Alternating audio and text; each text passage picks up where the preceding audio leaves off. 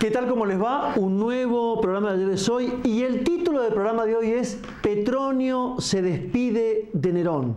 Bajo este título, señora, señor, temas de la agenda internacional y de la agenda nacional. Recuerda mucho mejor que yo, señora, señor, que César Augusto, el sobrino carnal de Julio César, fue el primer emperador de Roma, cuando Roma adquirió la forma jurídica de imperio. Gobernó desde el 29 antes de Cristo hasta el 14 después de Cristo, es decir, durante 45 años.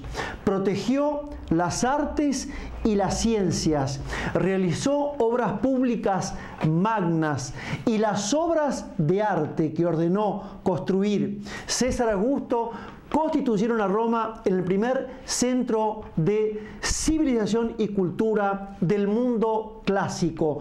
Como César Augusto, o Augusto, primer emperador de Roma, no tuvo hijos, designó sucesor a Tiberio. Tiberio era el hijo de la primera mujer de César Augusto llamada Livia. Y Tiberio gobernó como segundo emperador de Roma desde el 14 después de Cristo hasta el 37 después de Cristo. Al principio lo hizo con prudencia, con sabiduría, pero la traición de su favorito Sellano y la muerte de su hijo Druso hicieron que Tiberio cayera en una profunda depresión, persiguiera a los nobles romanos, a los senadores romanos, al pueblo de Roma.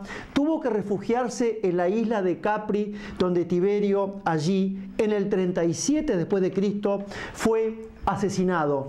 Luego de Tiberio advino al poder, al imperio de Roma, Calígula. Calígula era el hijo de Germánico.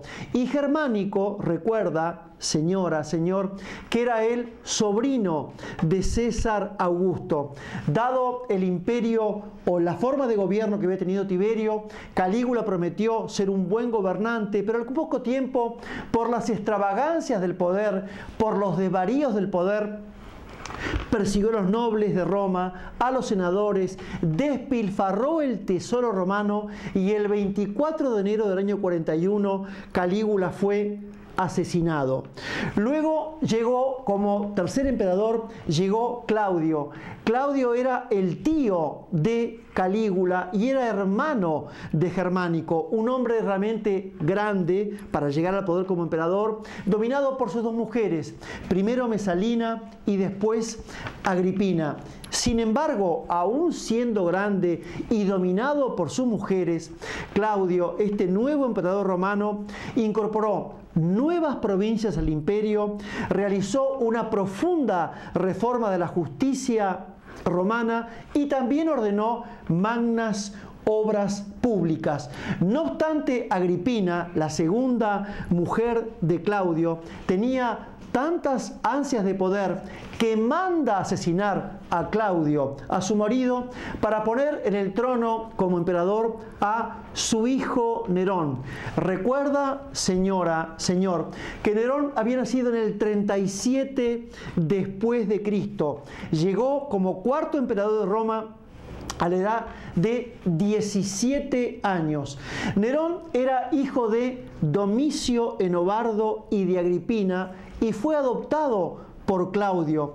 Y los primeros 5 años del gobierno de Nerón, instruidos, dirigidos por su maestro de filosofía, Lucio Aneo Séneca, el magno filósofo español, los primeros 5 años, insisto, llevaron prudencia, llevaron justicia y llevaron equilibrio. Sin embargo, cada tanto compartimos con usted, señora, señor, algo que no es genial, algo que no es brillante, sino que obedece a una observación dirigida por el sentido común.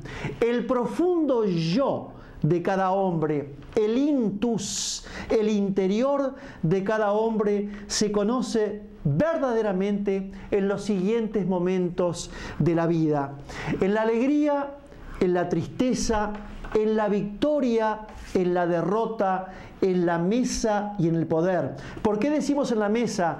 Hay gente que tiene el profundo mal gusto que en Navidad, Año Nuevo o cumpleaños inicia discusiones irreconciliables justamente en la mesa. ¿Y por qué decimos en el poder?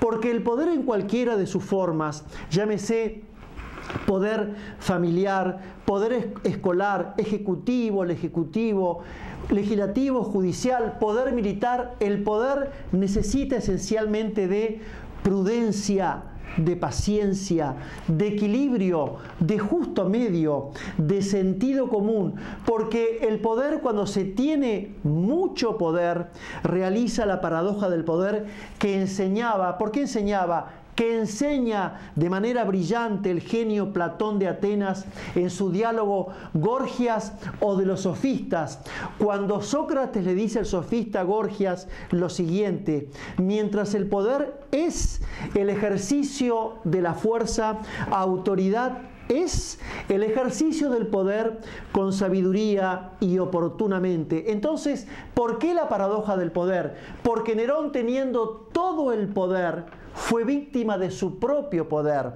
La pasión del poder, el instinto del poder, lo venció y tenía todo el poder y ninguna autoridad. En este descalabro del gobierno, como Nerón emperador, recitaba poesías hechas por él, daba lecciones de filosofía y al son de la lira, según él, en música inspirada, instigada por los dioses, deleitaba a sus cortesanos. En tal descalabro, en tal despropósito, ordenó el crimen de su madre Agripina, ordenó el crimen de su mujer Octavia, ordenó el crimen de su maestro de filosofía Séneca. Y cuando iba a ordenar el crimen de Petronio, puntos suspensivos para recordar su breve biografía. Petronio nació en el 5 después de Cristo y murió en el 66 después de Cristo en Roma. ¿Quién era Petronio? Un afamado poeta satírico romano. Era cortesano político de Nerón y Petronio era dueño de una inteligencia aguda, jocosa y mordaz. Petronio tenía respuestas oportunas. Petronio tenía una solución clara y rápida y en medio del más grave problema mantenía el equilibrio y mantenía Petronio el sentido común. Y a tal punto llegó su equilibrio y su forma de ser y hasta su forma de vestirse y de conversar, que Petronio fue nombrado en la corte de Nerón arbiter elegantiae, quiere decir el árbitro de la elegancia. Cuando Petronio, después del crimen de Agripina, de Octavia y de Séneca, Petronio estaba seguro que iba a ser asesinado por Nerón, Petronio decide quitarse la vida, pero antes le manda una carta a Nerón y Petronio se despide así, por medio de esta carta de Nerón: me dirijo a ti, Nerón, emperador de Roma, enviado de los dioses, dueño y señor de la vida y de los bienes de Roma. Puedo perdonar, Nerón, tu impulso homicida en el crimen de tu madre Agripina. Puedo perdonar, Nerón, tu pasión homicida en el crimen de tu mujer Octavia. Puedo perdonar, Nerón, tu instinto homicida en el crimen de tu maestro de filosofía Séneca. Lo que nunca podré perdonar, Nerón, son tus poesías tan vulgares como tus sentimientos. Lo que nunca podré perdonar, Nerón, son tus lecciones de filosofía, inentendibles como tu persona. Pero lo que menos aún perdono, Nerón, es tu música, decadente como tus pasiones y desafinada como tu alma. Y seguramente usted, señora, señor, estará pensando, ¿qué tiene que ver el título del programa de hoy con la actualidad política argentina y con la actualidad internacional? Y la respuesta es tan sencilla como evidente y tan evidente como sencilla. Y en instantes vamos a compartirla con todos ustedes. Muchas gracias.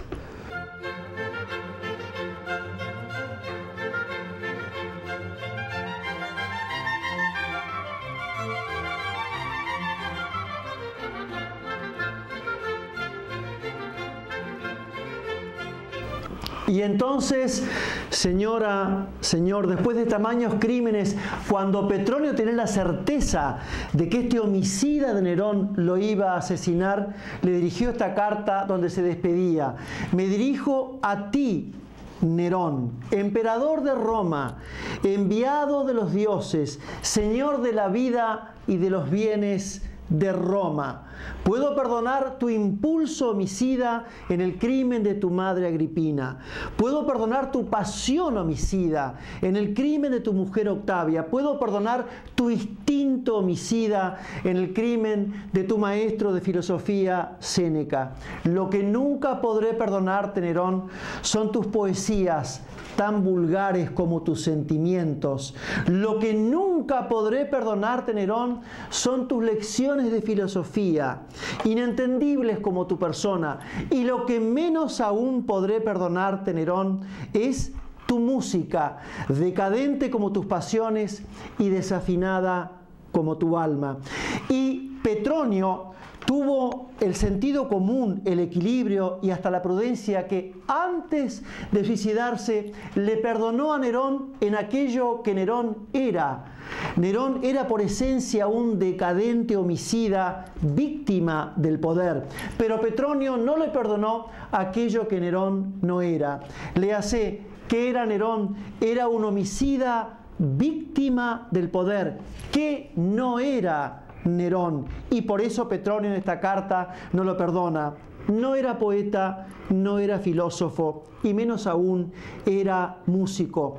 Y al igual que el perdón de Petronio a este decadente homicida llamado Nerón, emperador de Roma, los grandes países del mundo perdonan, y cuando decimos los grandes países del mundo, es esta lista de 10 países que hace mucho tiempo compartimos con ustedes, señora, señor, al cual hemos agregado a esta lista 2 países más. Hablo de Noruega, Suecia, Finlandia, Dinamarca, Alemania, Holanda, Austria, Suiza, Australia, Nueva Zelanda, Canadá y Japón. Estos 12 países del mundo le perdonan los extravíos, los delirios de poder, la obscenidad de poder que tiene un Vladimir Putin, por ejemplo, en Rusia, un Trump en Estados Unidos, o este decadente innombrable que tiene el poder en Corea del Norte. Y acá, en la llamada América hispana,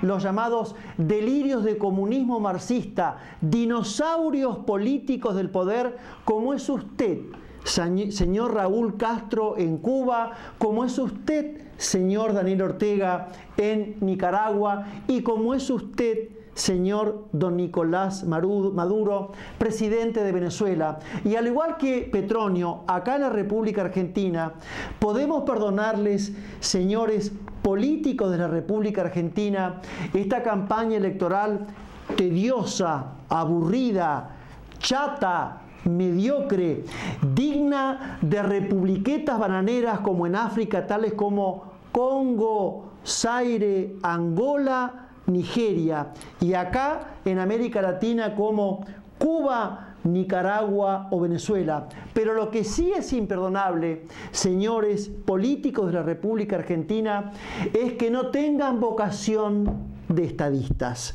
Es imperdonable que no tengan inteligencia de estadistas, y menos aún es perdonable que no tengan propuesta de estadistas. Hacemos la última pausa y enseguida volvemos. Muchas gracias.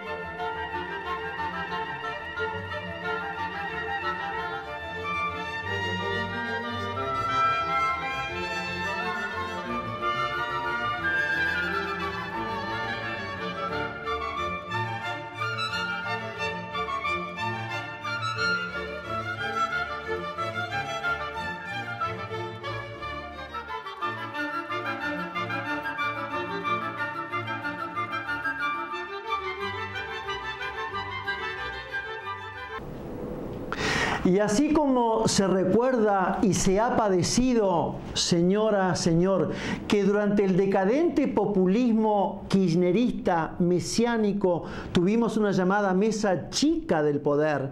Me refiero al matrimonio Kirchner, me refiero a usted, señor decadente y delincuente don Julio De Vido, Aníbal Fernández, Alberto Fernández, Oscar Parrillis y otros innombrables entre los consecuentes del kirchnerismo. Ahora también tenemos en Cambiemos una llamada mesa chica del poder, que a la antigua llamada mesa chica mesiánica que no escuchaba, esta dice que escucha, pero en realidad tampoco escucha. Y así como aquella tenía una especie de relato mesiánico, relato único de poder, queremos creer que también esta mesa de Cambiemos chica tiene una especie de relato mesiánico, relato único del poder. Me refiero a usted, señor asesor electoral, don Jaime Durán Barba. Me refiero a usted, señor jefe de gabinete, don Marcos Peña, a Gustavo Lopetegui y a Mario Quintana, que dicen escuchar, pero en realidad no escuchan nada. En esta especie de creyendo de mal humor social, político y en una economía que no funciona, yo le recuerdo a usted, señor presidente, don Mauricio Macri, que aún antes de ser presidente, ya este programa le pedía, le sugería que tuviera una alianza con Sergio Massa. Ganó la elección, señor presidente, don Mauricio Macri, nada más que por 2 puntos.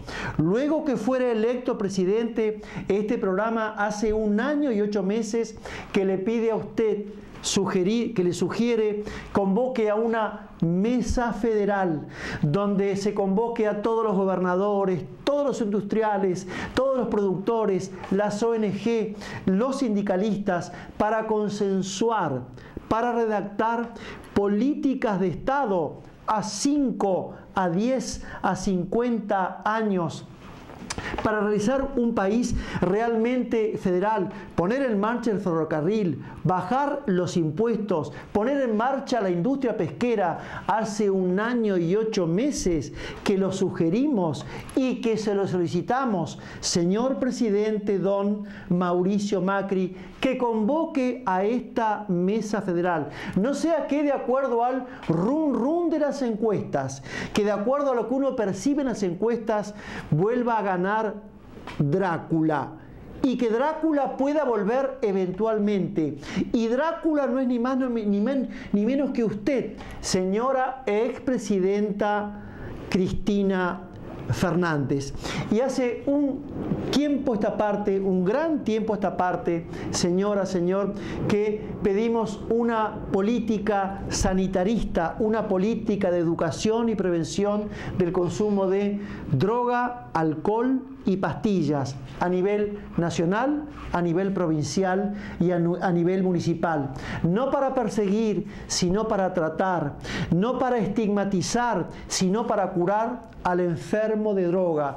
En el último casi 2 años, los grandes delitos, los gravísimos delitos de la República Argentina son cometidos entre los 12 y 25 años bajo la ingesta de droga, alcohol y pastillas. Y como esta Argentina todavía sigue siendo insolente, todavía no ha recuperado la paciencia, todavía no ha comprendido los límites jurídicos y hasta sociales, hace mucho tiempo que este programa sugiere, señora, señor, que a nivel del hogar, del todos los días, en la universidad, en el colegio, en el trabajo, las 5 palabras mágicas. Buen día, por favor, perdón, permiso y muchas gracias. Y también de un gran tiempo esta parte, no hace mucho tiempo, pero sí vamos a seguir insistiendo sobre esto, que es el consejo inteligente, la paciencia inteligente, la palabra inteligente de la mujer. Porque así como aprendimos en el hogar, yo tuve el premio de Dios del cielo de tener un hogar con papá y mamá, la mujer es la segunda educación del hombre. Las grandes civilizaciones y culturas del mundo, siempre la mujer ha sido y será y es la segunda educación del hombre. Pero que no hable más el doctor Mariano Sauidet, que era la filosofía clásica, clásica por lo clara, clásica por lo sencilla y clásica por lo actual, porque lo actual como lo clásico nunca pasa de moda. Hoy nos va a hablar Aristóteles de Macedonia, sin más palabras, ¿Qué biografía podemos hacer de Aristóteles de Macedonia? 384-322 a.C., autor de la lógica u órganon, de las éticas, de la física, de la retórica, de la económica y la obra magna de Aristóteles, además de la política, la metafísica aristotélica. Cierta vez le preguntaron a Aristóteles: ¿qué es la esperanza? Y Aristóteles de Macedonia respondió: la esperanza es el sueño de un hombre despierto. Y así como en Argentina tenemos la esperanza que Argentina realmente se convierta de una vez por todas en un país representativo, republicano, federal, esencialmente justo, industrial, productivo, una Argentina del sentido común y una Argentina del bien común, los argentinos tenemos el sueño que los políticos de una vez por todas y para siempre despierten, dejando de ser políticos para convertirse en estadistas. Hasta la próxima y muchas, pero muchísimas gracias.